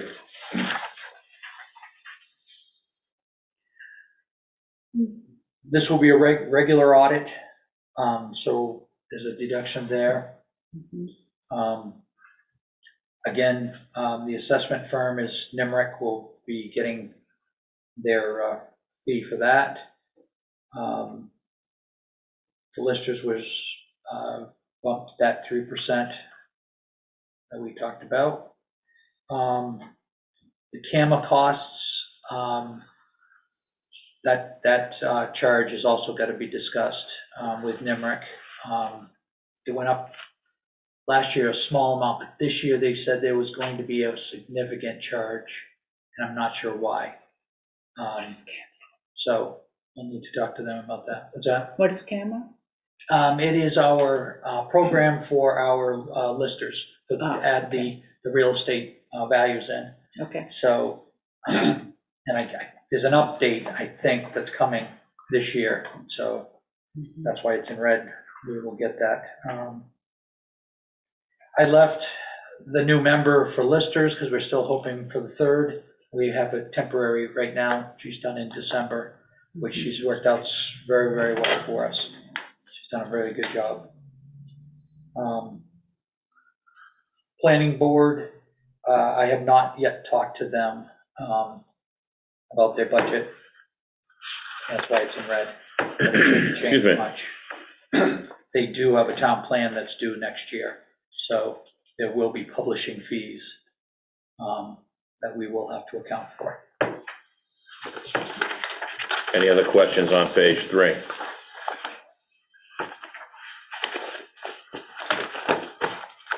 Okay. I like the changes, and And then we'll start again at our next meeting. So thank you, everyone, for your input. You're gonna adjust that line item for the listers to 5% too, right? I will do all of them. I'm not honestly sure how I'm gonna do it. Leave the one that's there now, and then put on the cheat line the new I'd number. rather come in with a higher price than we can say, let's cut it back. Okay, So- all right, so I'll reverse it. Thank I'll you. put the 3 on the side and 5 in the budget line. Anything else? Thank you. Good job. Okay. Thank you for everyone's input. Okay, now we're moving on to new business, discussion and action. A, noise exemption That action. was asked to be removed. Okay, that's out. And B, State of Vermont, ACCD opportunity. Mr. John Jones, you have the floor. Thank you, Mr. Chair and Select Board. So I reached out to Mr. Randall Schultz, I believe is how you pronounce the last name. And I did invite him to the meeting this evening, but he sent an email saying that this is just not a good time of the week for him.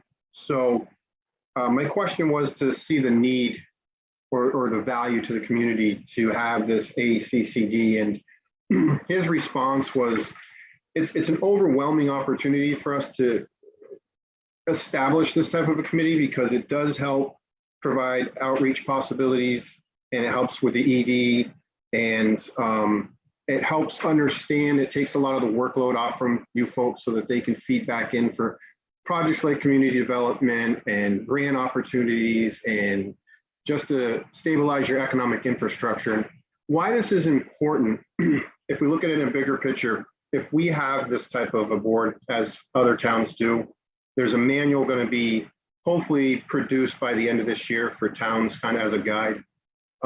This will help us ensure that we are doing community development projects that align with not only our forward thinking, but also our neighboring communities. And that's kind of the support structure that the WRC does as well. So I feel in my response to him that this is a value for the community to have. And I said, I think our select board and full-time members feel that's the case as well. And so it's kind of back to you folks if you want to proceed to establish this committee to help work on these projects. And I believe this would be a ongoing committee that would be just like our planning commission, our zoning, and et cetera. So that's where we are, and the state feels it's a good opportunity for us to establish this. So I can forward all the emails over so you folks have those for record. And that's really all I have on that for now. I'll just kind of take your feedback and what you feel you folks want to do. Yes, sir. Question. So how would this must in some way overlap with Sevitz and the Brattleboro Community Development? Yes, ma'am. My understanding is Sevitz and BDCC have a pretty integral role in sort of some legal commitment in this area to help us in the services they provide to us. And I know WRC has their boards, their planning commissions, et cetera, and they have some as well. And I didn't go too deep on the roles and responsibilities until I came back to you folks to see which direction you wanted to move in. So, so broadly, yeah, to answer your question, they do, and maybe we can get those folks to come to the table and explain to us in more detail if you folks want to. But yeah, thank you, John. Any other questions? Well, I guess I just make a comment. I mean, it sounds like a good idea. I would worry a little, we have a hard time already filling the boards that we have for volunteers, but. I believe one opportunity we could look at, oh, sorry, I didn't, I believe one opportunity we could look at with the boards that are already established, if they want to take on this and make them make elements of, so like our zoning, we take one member. I think the town manager did speak to this point that we can compile that with people that are already committed to working on these projects. So just a thought.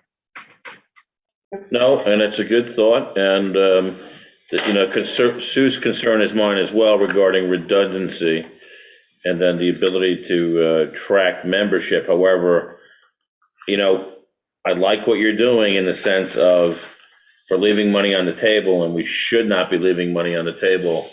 That's qualitative for the things we're doing. Then anything that works at getting more money is what we should be doing. So how many people would you need this board to be, John? You envision this board should look like? My vision would be a 5-member board, but I think we can do 3 to satisfy if we have a restrictive number that want to participate. And again, I'm just following up on the email sent to the state, to the town on this matter. This is their kind of recommendation. And if we look at this in a bigger picture, this board would interact with other programs that we seek, and it could be transportation grants and stuff like that. It's a bigger picture.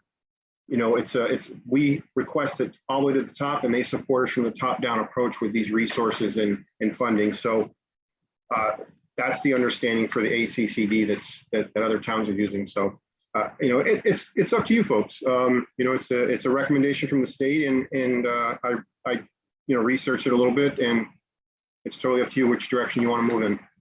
Let me ask you this. Can you, for the next meeting, contact, at least get in coordination with, at least contact Sevitz and talk a little bit about, you know, redundancy and what you're thinking.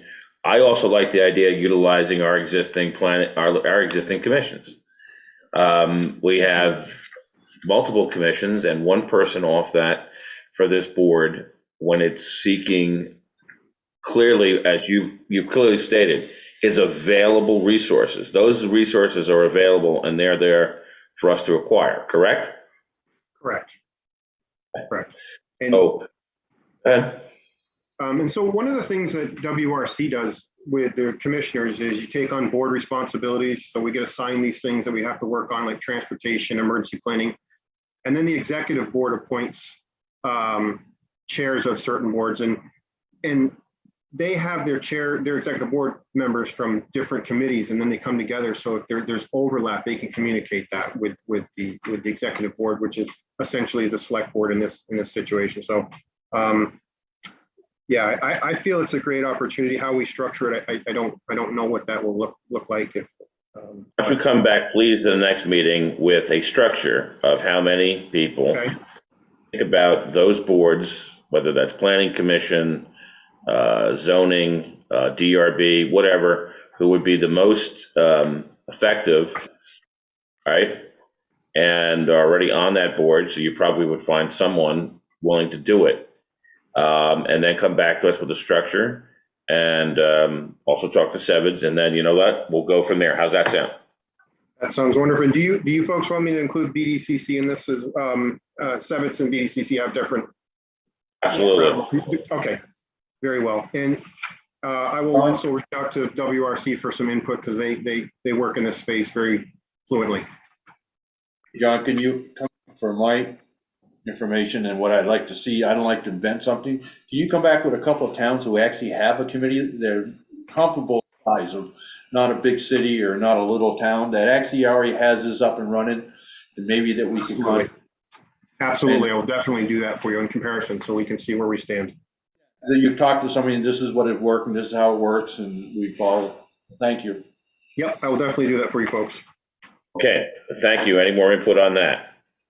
I'm all set for now. Okay, working new business, John Jones Transportation Grant. Okay, this one's a little more involved, and maybe we can just touch on it and move it to the next meeting at some point here. In the packet, I think you folks received a grant opportunity email from VTrans. It should be an email that was sent from me to the town manager, and it's the generator of this was the transportation full-time staff member at WRC who sent it out, who I think Chuck actually met with today in the foreman's meetings in Dummerston.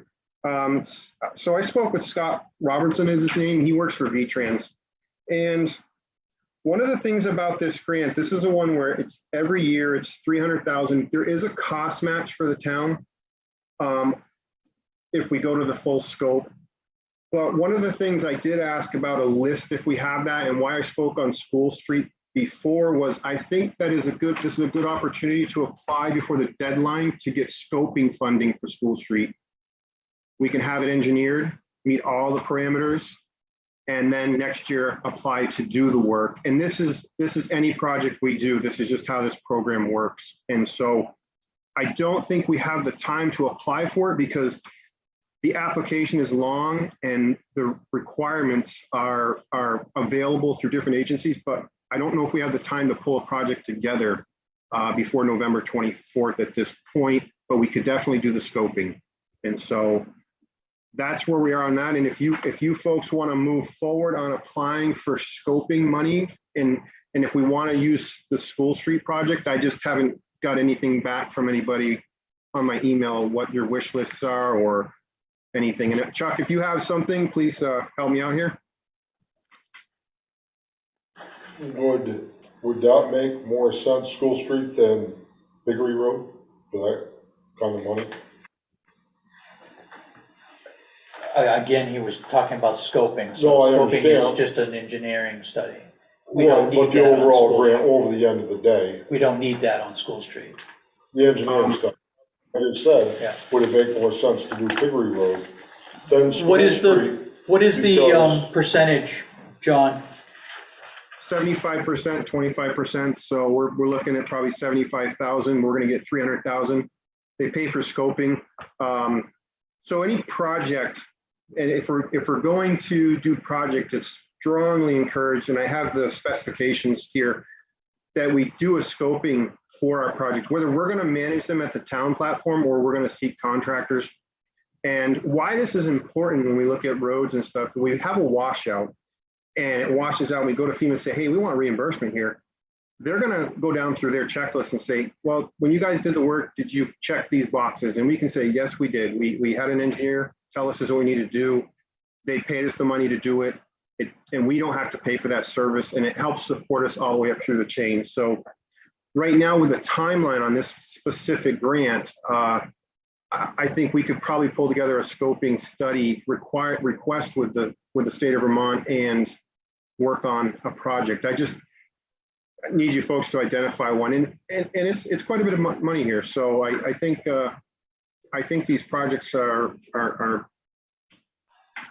supportive of having all the right people weigh in. And AOT has this book that I have. I'll just drop it off. It's quite a few pages, but it outlines all this stuff, how it plays in from the municipality through AOT, through the federal government in the transportation sector. So it's just a recommendation that we identify projects, identify roads and needs, and get a scoping study and all the elements checked. And then the next year we can apply for money to help with those projects.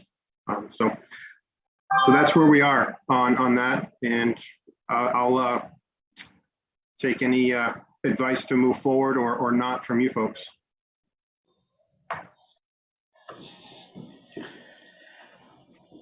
I think the scoping money for Piggery would be smart. because we School need, tree's kind of self-explanatory. We don't need to and spend we don't money need on it. that, right? Yeah. We've already done the hydraulic end of it and got an idea on what we need to do to move forward. Piggery, we would weigh the factor of a box versus a bridge. That one we could pull together pretty quickly. Right. So, I'd say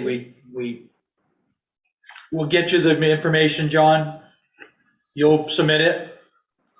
We have to submit it through the AOT folks portal. Yes, I can work with them, but there's a list of stuff we need, yeah. I'm swamped right now. I can't take on anything else. I can get you the information between Chuck and I, but if you'll run with it, I say we do it. I will do my best. So we are gonna, just for clarity, we are gonna look at going for scoping study for Pingree Road. Piggery Road. That's correct. The big culvert there that washed out during the flood. Okay, We were forced to just throw dirt on top of and leave it as is. okay. Alrighty, I will continue to work on that. And can we keep this on the agenda, Mr. Chair, until it expires November 24th? Absolutely. Thank you. Thank And you. I'm sorry, forgive me. I wanted to touch on another thing I just wanted to give for clarification from when you contract for goods and services through FEMA reimbursement, there's state versus non-state. Do you folks, are you aware what type of entity you are? As far as, so you're considered a non-state entity, which there's different rules for state and non-state. And I wanted to kind of clear something I spoke last meeting on was when local, state, and federal rules differ, follow the rule that allows for compliance with all applicable layers. And so I wanted to clarify when I spoke on that at FEMA, that in your procurement process and when you do projects and we do scoping, when you look at the federal level procurement process, that's what it says. So if we have a local procurement process that says we're going to sole source and we're using federal money and they say, no, you have to get 3 bids. And I think Mr. Slice and our legal counsel spoke to this briefly. But I wanted to clarify that I made that statement last meeting and I want to read it verbatim right from FEMA's website, citing their laws for us and what type of entity we really are. So that's all I want to do. But thank you, Mr. Chair. Thank you. Welcome packet under new business. I can speak to that. Sure. So Pauline, Blake O'Brien and I have been meeting about a welcome packet, as I think you gave your blessing to a couple meetings ago. Yes. So we've been assembling some information, and Pauline has gotten a quote on some nice folders that that could be used for the welcome packet and maybe for other town things. So in the quote, which I don't have in front of me, is about a little over $1,000, I think. So I guess we have the money in one of the. We can cover it under office expenses. Yeah, so I guess that's an FYI that we're going to, if that's all good with you, we'll Yes. order it and have something going pretty soon, so. Okay, thank you, Russ. Thank you, Sue. Thank you very much.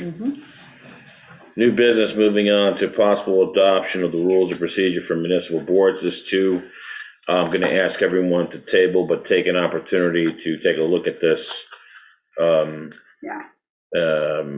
For our next meeting, please, because it's very important that we do review it at least on an annual basis. Okay? Okay. Moving on to the bidding process discussion. Isn't the person that wanted that not here? That's correct. Thank you for pointing that out. Unfortunately, Jason's not with us tonight, so that one also, we have a lot of information on that. We will table that to his return at the next meeting. Thank you,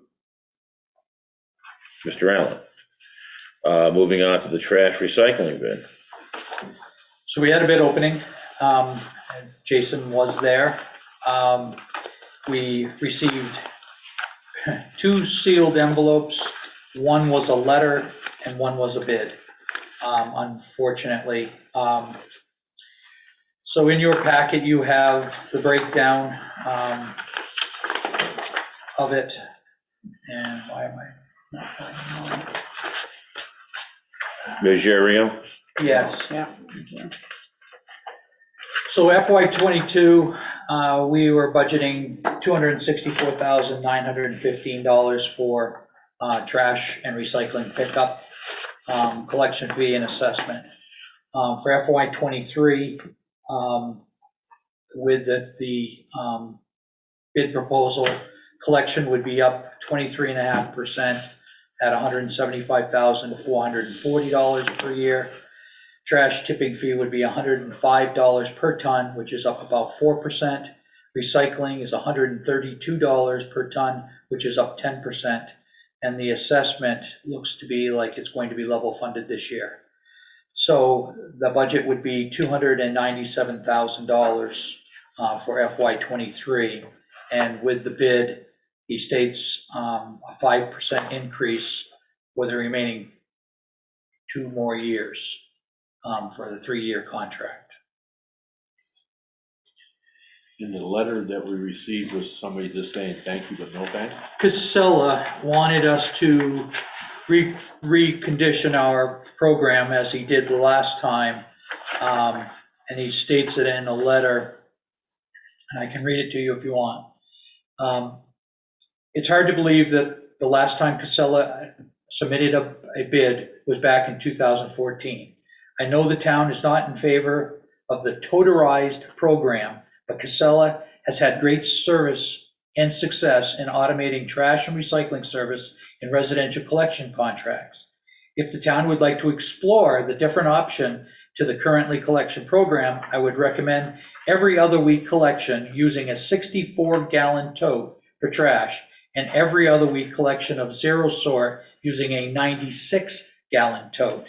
This program has been operating for over 10 years in Enfield. The collection method is pay-as-you-throw, which would suffice for the state of Vermont. And it just keeps going on about the program. Well, our biggest concern with the program the last time he did this was the size of the totes.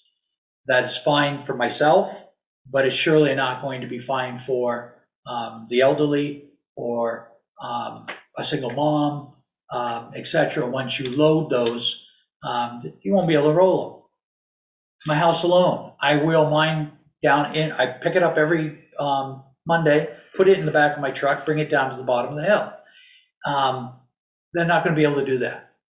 The totes are too big, and it would be a mandatory purchase through the program Well, of these 2-size totes, I period. mean, this is an either or situation, right?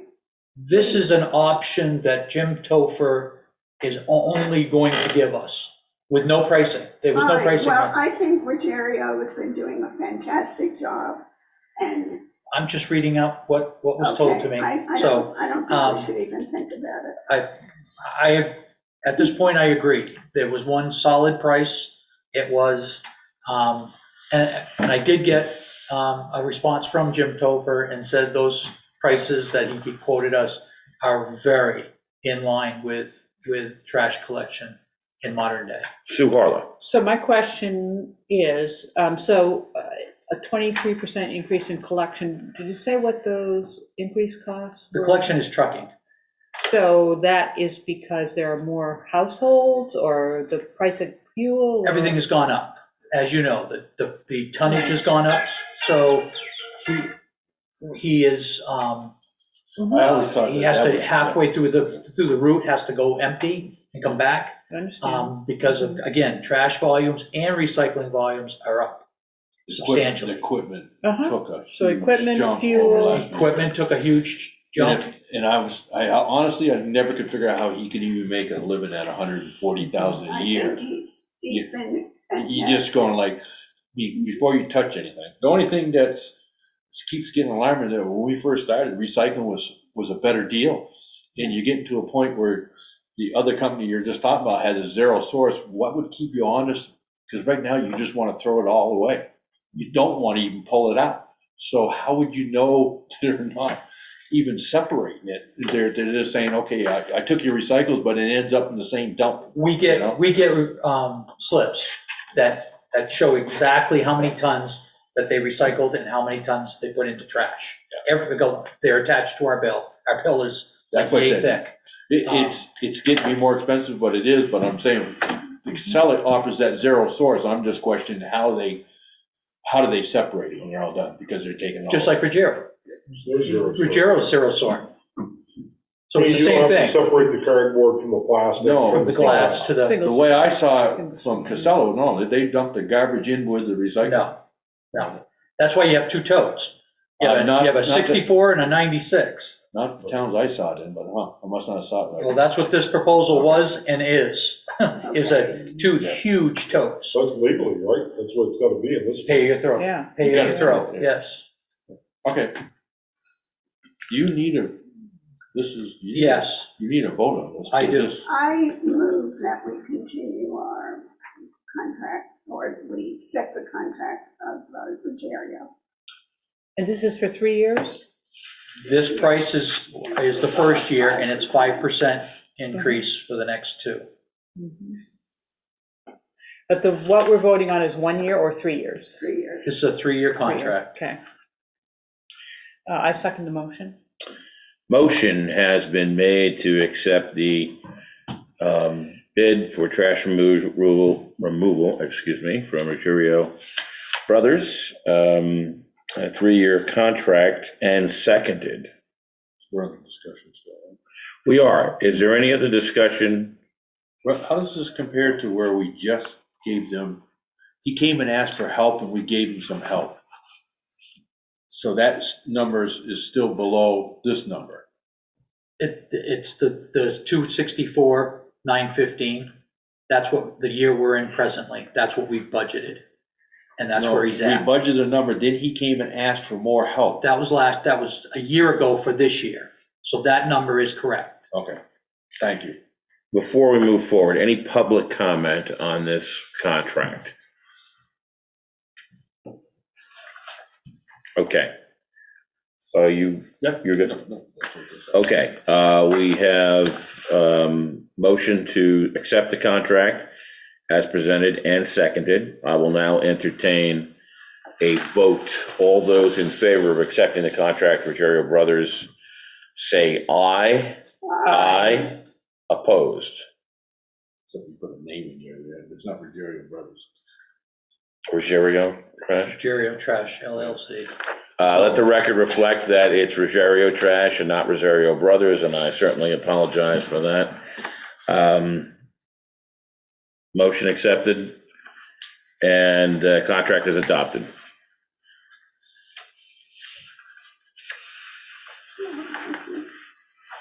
Front entrance bid. We placed those out also and received one bid from Cole Streeter LLC for $20,359.53. To do what? Front entrance, so that's the stairs, the landings, the walls, the ceilings, Okay. I have one. fix the cracks, paint You it. do.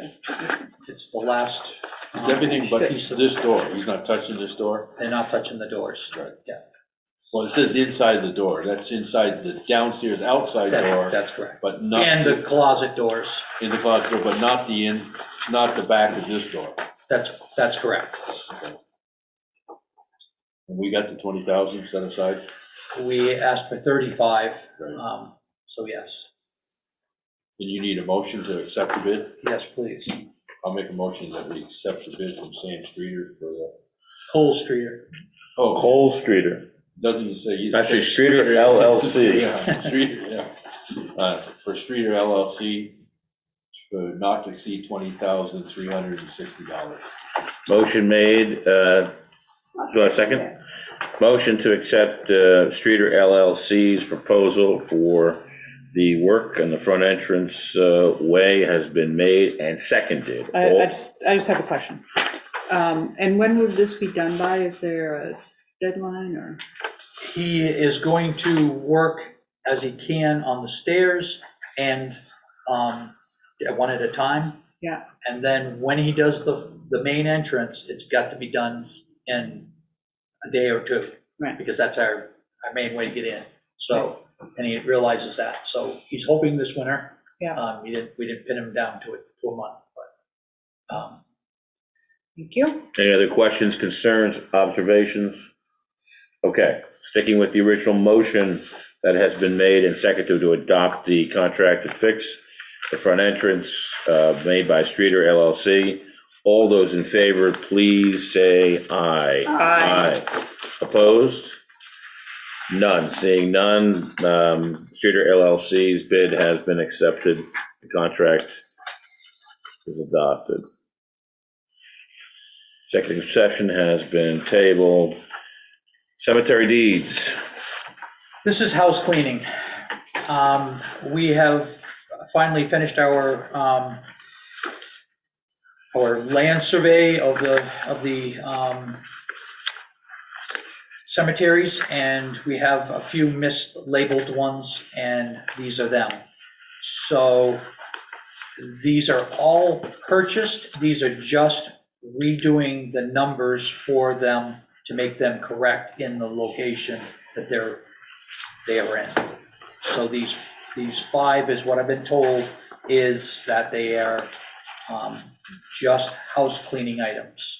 So basically, you've done the section E, the grade 93, is that what you're talking about? Because these people have all been approved. That's correct. So we're moving these to the point, and Functionally, what is it that you need us to do here? because it's such house cleaning and not individual, I would say a single motion accepting, and I would list these by name in the motion, and then approve them for either reassignment or just cleaning up the numbers from the old cemetery. Well, one of the party has 2, so there's really only 4 people. So Harley Rounds has 2 different parcels being corrected apparently, so, see? Section E, yeah, one grave is 86, the other grave is 70. 70 and 71. Right. So if we don't put in what the section is, you won't know how to make the motion unless we just prove Then that. do them one at a time if you're. I don't know, whatever I don't way you care. want to do. I honestly, it doesn't make a bit of difference to me. Okay, let's, I'll entertain the motions to cure Let Sue do it. these deeds, starting with Trina Janacek. She's actually So my cousin. So I move that we approve the assignment of the grave for Trina Janusik. Section E. Section grave E 93. grave, 93, in the Westminster New Cemetery. I'll second it. Motion has been made and seconded to adopt Trina Janacek, Section E, grave 93, Westminster's New Cemetery. All those in favor, please say aye. Aye. Opposed? Seeing none. I move that we reassign the grave for Isolde Parda in Section E, grave 78 in the New Cemetery. I'll second. Motion has been made to reassign Isolde Parda in Section E, grave 78 in Westminster New Cemetery. All those in favor, please say aye. Aye. Opposed? I move we reassign to Harlan P. Rounds Jr. and Cheryl A. Rounds, Section E, grave 71 in the New Cemetery. Why don't you do the other one too at the same time, right? Yeah, you can Okay, do as 70. well as Section E, grave 70 in the New Cemetery. Okay. I have second it. Motion has been made to reassign cemetery plots Harlan P. Rounds Jr., Cheryl A. Rounds as husband and wife to Section E grave 70 in New Cemetery and respectively Section E grave 71 in New Cemetery. All those in favor, please say aye. Aye. Opposed? I move that we reassign to Jeffrey Supernaw in Section E, grave 86 in the Westminster New Cemetery. I'll second it. Motion to reassign Jeffrey Supernaw, grave burial 1, Section E, grave 86 in the Westminster New Cemetery. Westminster New Cemetery. All those in favor, Aye. please say aye. Aye. Opposed? Okay, Thank you. moving on to the manager's report. Briefly, we had a tax sale today. Very pleasingly, it went down to 3 lots. All 3 lots were sold, including the Christian Blake property, which has been at tax sale for 3 years running, which is awesome. That's great stuff. Get them back on the tax roll. But anyway, it was a very successful morning. I will be out tomorrow and Friday of this week for personal reasons. Veterans Day, I told you this the last time, Veterans Day is on the Thursday. The office will be closed on Friday. We will work on the 11th in observance to Veterans Day. And we will also be pulling the flags on the week of the 1st of the cemeteries, as we do every year. On the 1st of November? Of the 1st of November, yeah. And so that they can be burned in ceremony on Veterans Day. Oh, The Regional Emergency Management Committee second member will be Cole Streeter. So he accepted it with no problems. Boards and commissions. Nothing to report.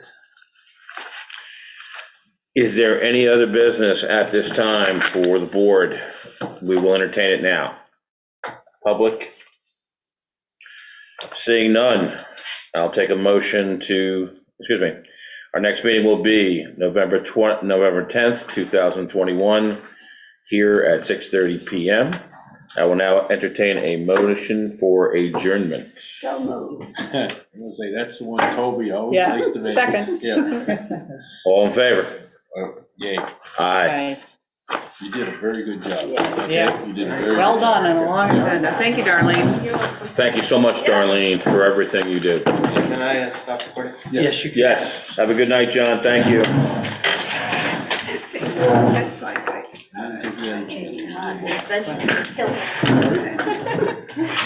Recording stopped. Maybe we could invest in some cushions. spooky, very Oh, there you go. We're gonna sleep. I know, I was gonna Yeah. Yes, I think it's brutal. How old are you? You sit next to You want a that. comforter? I'm still wrong.